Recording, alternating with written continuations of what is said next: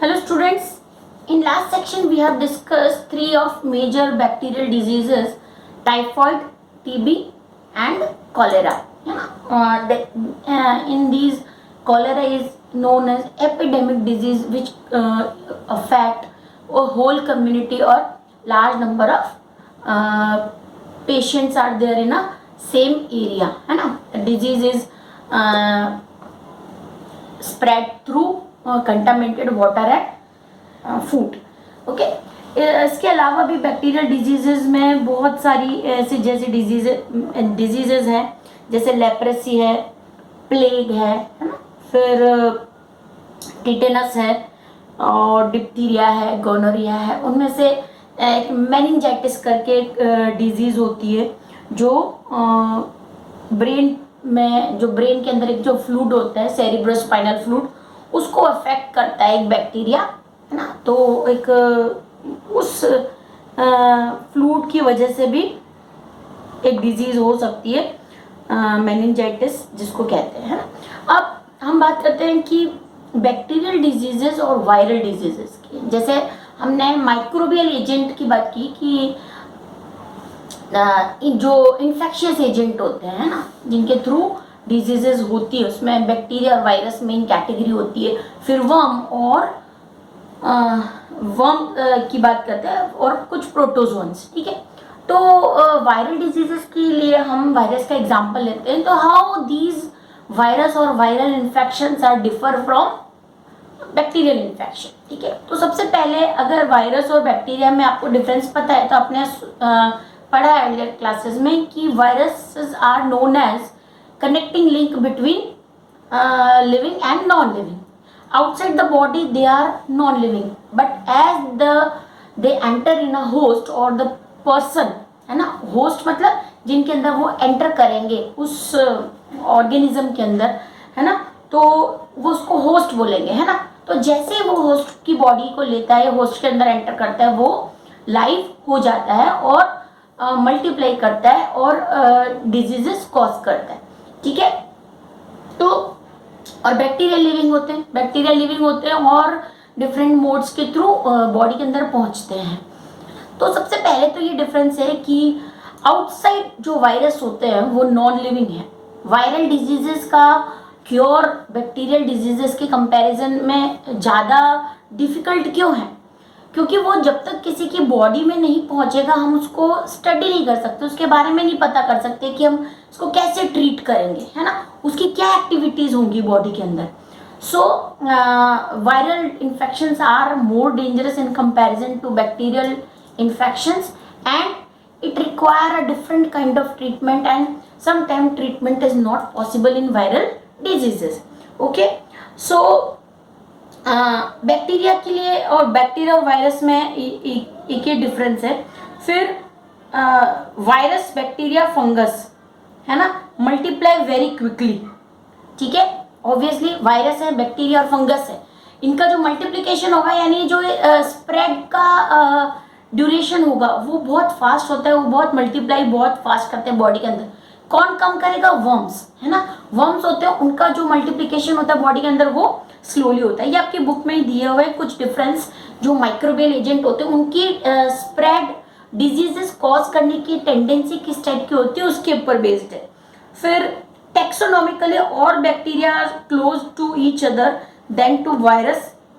अब इसका मीनिंग क्या? टेक्सोनॉमिकली मतलब क्लासिफिकेशन करते हैं कि डिफरेंट टाइप्स के बैक्टीरिया होते हैं. जैसे हमने अलग अलग डिजीज को कॉज करने वाले बैक्टीरिया का नाम पढ़ा, है ना. तो जनरली क्या होता है कि वो किसी एक ग्रुप को बिलोंग करते हैं, लेकिन वायरस में ऐसा नहीं होता. हर वायरस एक अलग कैटेगरी का होता है, उसका एक अलग ट्रीटमेंट होता है ना. और जैसे बैक्टीरिया होते हैं, बैक्टीरिया में इसमें जैसे बताइए कि पर्टिकुलर ग्रुप है तो सभी में एक ही टाइप का एंटीबायोटिक और सभी में वर्क करता है. ठीक है, सो बैक्टीरिया की जो लाइफ प्रोसेस होती है वो वायरस ग्रुप से बिल्कुल डिफरेंट होती है. ठीक है, so drugs that block one of these life processes in one member of the group is likely to be effective against many other member of the group. जैसे अगर एक एग्जांपल बताती हूँ मैं आपको, on the basis of shape bacteria को हम बहुत सारी कैटेगरीज होती है, लेकिन अगर नेम आता है कहीं पर आपको आएगा तो उनके शेप के बेसिस पे दो कैटेगरी होती है, एक होती है कोकस और दूसरी होती है बैसिलस। ठीक है, एग्जांपल बता दूं जस्ट फॉर इंफॉर्मेशन, जैसे स्ट्रेप्टोकोकस, तो कोकस का मतलब होता है राउंड शेप बैक्टीरिया और बैसिलस का मतलब होता है इलोंगेटेड बैक्टीरिया, इस टाइप की। तो अगर बहुत सारे ऐसे बैक्टीरिया हैं जिनके पीछे ऐसे कोकस नेम आता है या बैसिला नेम आता है, जैसे मैं आपको कोई एग्जांपल बताती हूँ, जैसे डिप्लोकोकस निमोनिया का एक बैक्टीरिया होता है डिप्लोकोकस निमोनियाई। ठीक है, तो उसके पीछे क्या कोकस लग रहा है, यानी वो राउंड शेप का। तो इस फैमिली में आने वाले जितने भी मेंबर्स होंगे उन पे सेम टाइप के एंटीबायोटिक काम करते हैं। ठीक है, so as a result drug that block one of these life processes in one member of the group is likely to be effective against many other members of the group, but the same drug will not work against a microbe belonging to different group। हो सकता है ऐसा कि different group है तो उसमें वो जो मेडिसिन है या एंटीबायोटिक है वो वर्क ना करे। ठीक है, ये एंटीबायोटिक्स के लिए जो है एग्जांपल है। एंटीबायोटिक्स क्या करते हैं, माइक्रोब्स के बायोकेमिकल जो पाथवे होते हैं, बायोकेमिकल मतलब उनके बॉडी से रिलेटेड जितने भी उनके डेवलपमेंट से रिलेटेड, उनकी ग्रोथ, उनके स्प्रेड, उनके मल्टीप्लिकेशन से रिलेटेड जितने भी पाथवे होते हैं उनको ब्लॉक कर देते हैं, that are called as antibiotics.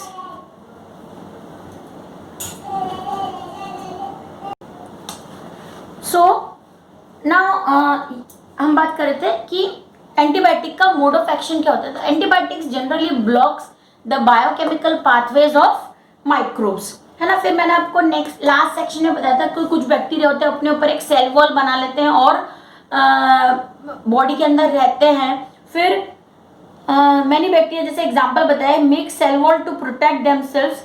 The antibiotic penicillin block the bacterial process that build the cell wall.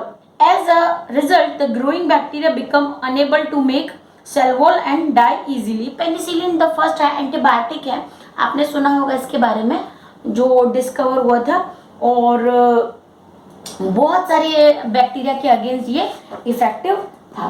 ठीक है, तो अब हम जो बात करते हैं वायरसेस की, पहले बात करते हैं कि वायरल डिजीजेस, कुछ वायरल डिजीजेस को डिस्कस करते हैं हम जो इम्पोर्टेंट है। सबसे पहले कॉमन कोल्ड, ठीक है, जिसको ये एयरबॉर्न डिजीज होती है by droplet which are infected droplet which are present in air, है ना, कॉमन कोल्ड। इसी का थोड़ा वर्सन जो इफेक्ट है कोल्ड का ही वर्सन हो जाता है इन्फ्लुएंजा, है ना। और ये जो होता है ये भी ड्रॉपलेट मेथड से स्प्रेड होता है और इसका जो वायरस होता है इन्फ्लुएंजा वायरस होता है ना। सिम्टम्स में क्या होता है, फीवर होता है, मस्कुलर एक होते हैं, पेन होता है। ठीक है, तो इन्फ्लुएंजा का ट्रीटमेंट में इन्फ्लुएंजा के वैक्सीन अवेलेबल होते हैं। अर्ली एज में बहुत छोटे जो बच्चे होते हैं उनमें पहले से ही इन्फ्लुएंजा का जो होता है वो वायरस वैक्सीनेशन हो जाता है। हम वैक्सीनेशन और इम्यूनाइजेशन एक अलग टॉपिक के साथ करेंगे। फिर और सिंपल और जो दूसरे काइंड ऑफ डिजीजेस है वायरल, उसमें चिकन पॉक्स आता है। Chicken pox is caused bye varicella zoster, है ना। चिकन पॉक्स की बात करें, चिकन पॉक्स, है ना, तो इसका जो पॉजिटिव ऑर्गेनिज्म है वो है वेरिसेला जोस्टर। ठीक है, varicella zoster. It is caused by infected person's contact with infected person से ये होता है ना। Skin break out with rashes, small we can say small it is small rashes which are accompanied by fever, यानी followed by fever, headache and discomfort। Chicken pox हो गया, common cold, influenza. फिर पोलियोमाइसिटिस यानी the disease which is caused bye polio virus. It is ये generally जो polio virus होता है ये भी एयर के थ्रू और कंटामिनेटेड वाटर एंड फूड के थ्रू या इन्फेक्टेड जो सिक्रीशन ऑफ पेशेंट होते हैं नेजल सिक्रीशन के थ्रू, है ना, होता है। और पोलियो आपने सुना होगा कि 80% हमारी जो कंट्री है वहाँ से इरेडिकेट हो गया है।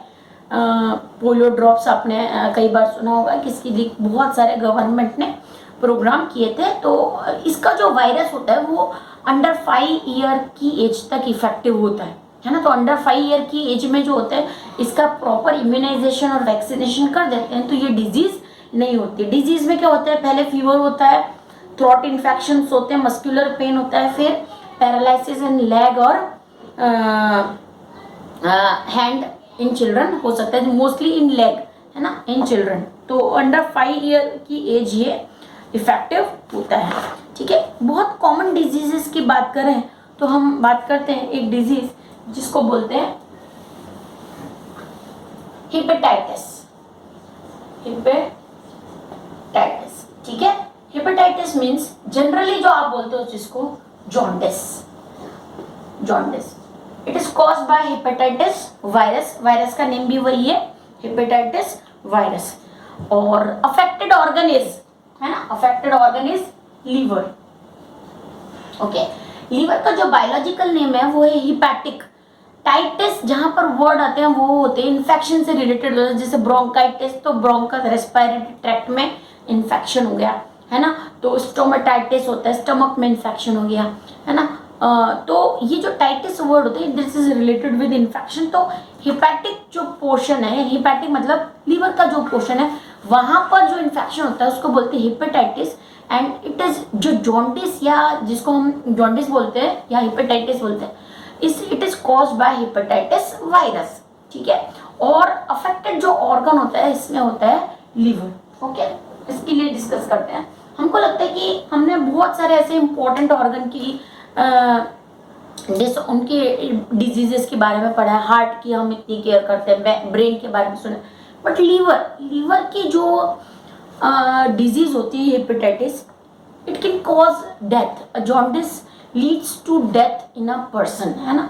लीवर एक बहुत इंपॉर्टेंट ऑर्गन है हमारी बॉडी का और लीवर में नर्व सप्लाई नहीं होती है, वहाँ पर नर्व सप्लाई नहीं होती, ये एक इम्पॉर्टेंट पार्ट है। जितने भी मेटाबॉलिक फंक्शन होते हैं, है ना, वो सारे लीवर के कंट्रोल में, कंट्रोल मतलब वहाँ पर ही होते हैं, है ना। उसका ऑर्गेनाइजेशन सारा लीवर में है। जितने भी एक्सक्रीटरी प्रोडक्ट बनते हैं वो सब लीवर में बनते हैं। सीक्रेट कौन करता है, किडनी करता है। जैसे अगर डाइजेशन में बाइल जूस की बात करो तो बाइल फॉर्म कहाँ होता है, लीवर में होता है। उसका स्टोरेज कहाँ होता है, गॉल ब्लैडर में होता है। काम कहाँ पर होता है, इंटेस्टाइन में आता है। तो अल्टीमेटली लीवर से कनेक्टेड है। ये डिजीज जो है वो लीवर की एबनॉर्मल फंक्शनिंग से रिलेटेड है। एक्चुअली क्या होता है, ब्लड के अंदर दो टाइप के पिगमेंट प्रेजेंट होते हैं, बिलीरुबिन और बिलीवर्डिन, है ना। जब ये वायरस, है ना, कौन सा, हेपेटाइटिस वायरस लीवर को अफेक्ट करता है, ये बॉडी के अंदर पहुंचता है, तो ये जो पिगमेंट्स हैं बिलीरुबिन और बिलीवर्डिन जो फैट के डाइजेशन में काम आता है। इंपॉर्टेंट पॉइंट है, कैसे मैकेनिज्म है इस डिजीज का वो देखो। तो बिलीरुबिन और biliverdin two pigments are there which are responsible for fat digestion, है, फैट के डाइजेशन में काम आते हैं। तो जब ये वायरस अफेक्ट करता है लीवर को तो इन दोनों जो पिगमेंट होते हैं इनका कलर येलो होता है और इनका सिक्रीशन बॉडी के अंदर बढ़ जाता है, बहुत ज़्यादा बढ़ जाता है। तो बहुत ज़्यादा बढ़ने का मतलब ऐसा नहीं कि फैट का डाइजेशन बहुत ज़्यादा हो जाएगा, ऐसा नहीं होता। एबनॉर्मल सिक्रीशन की वजह से या हाइपर सिक्रीशन की वजह से फैट का डाइजेशन डिस्टर्ब हो जाता है ना। तो येलो कलर के पिगमेंट होते हैं, इसलिए जो सिम्टम्स में अपीयर होता है वो होता है pale body colour become pale, specially nails and eyes, है ना। तो वहाँ पर जो ब्लड में इन दोनों पिगमेंट की क्वांटिटी बढ़ने की वजह से पेल कलर बॉडी होने लग जाती है और पहचान में आता है कि ये पर्सन अफेक्टेड है जॉन्डिस से या इसका लिवर इन्फेक्टेड है, ठीक है। That hyper secretion of pigment it also release in urine, है ना। तो यूरिन टेस्ट करवाते हैं तो उसमें भी ये जो दोनों पिगमेंट होते हैं इनकी क्वांटिटी ज़्यादा आती है। अब इन दोनों पिगमेंट की ज़्यादा होने की वजह से एक तो येलो कलर बॉडी होगी, दूसरा, फैट का डाइजेशन अफेक्ट हो जाता है ना, लीवर की फंक्शनिंग अफेक्ट हो जाती है, बहुत सारी फंक्शनिंग धीरे धीरे धीरे धीरे जाके डैमेज होने लगती है, और जो लीवर का पार्ट है, लीवर का जो पोर्श मतलब जो वर्क करने का मेथड है और लीवर खुद है, उसमें उसका जो फंक्शनिंग है वो इम्बैलेंस्ड हो जाता है, या उस हम कह सकते हैं कि बहुत सारी ऐसी डिसऑर्डर्स क्रिएट होते हैं लीवर से, है। डाइजेशन अफेक्ट होगा, एक्सक्रीशन अफेक्ट होगा क्योंकि पिगमेंट यूरिन में निकल रहा है ना। डाइजेशन में तो ऑब्वियसली कि सिंपल आपको डाइजेस्ट कर ही नहीं पाओगे आप, है ना, कुछ भी जो चीज़ है वो डाइजेस्ट नहीं कर पाएंगे। तो पेशेंट के लिए जो इम्पोर्टेंट है कि ऐसा फूड लेने का है जिसमें लीवर को काम नहीं करना पड़े। जॉन्डिस में इसीलिए कोई मेडिसिन नहीं होती है ना, उसमें आपको लीवर को स्ट्रॉन्ग करने के लिए सब कुछ दिया जाता है, लीवर टॉनिक्स दिए जाएंगे। तो प्रिवेंटिव मेजर्स में क्या होगा, प्रिवेंटिव मेजर में डायरेक्टली ग्लूकोज देते हैं। लीवर जिसका भी जॉन्डिस होता है उसको डायरेक्ट ग्लूकोज देते हैं, शुगर केन का जूस देंगे, ग्लूकोज वाटर देंगे। क्यों देते हैं ऐसा, क्या कि बॉडी में डायरेक्ट एनर्जी मिल जाए। अगर आप कुछ खाओगे तो उसके डाइजेशन में यानी पूरे फूड को ग्लूकोज में चेंज होने में बहुत टाइम लगेगा और उसके लिए लीवर को ही काम करना पड़ेगा, इसलिए डायरेक्टली ग्लूकोज लेते हैं। ठीक है, अगर आप जैसे कुछ भी, जैसे हम ग्लूकोज की बात करें तो ग्लूकोज डायरेक्ट एनर्जी, एक ग्लूकोज होता है आप ओरल लेते हो, है ना, बॉडी के अंदर पहुंचेगा, वर्क करे।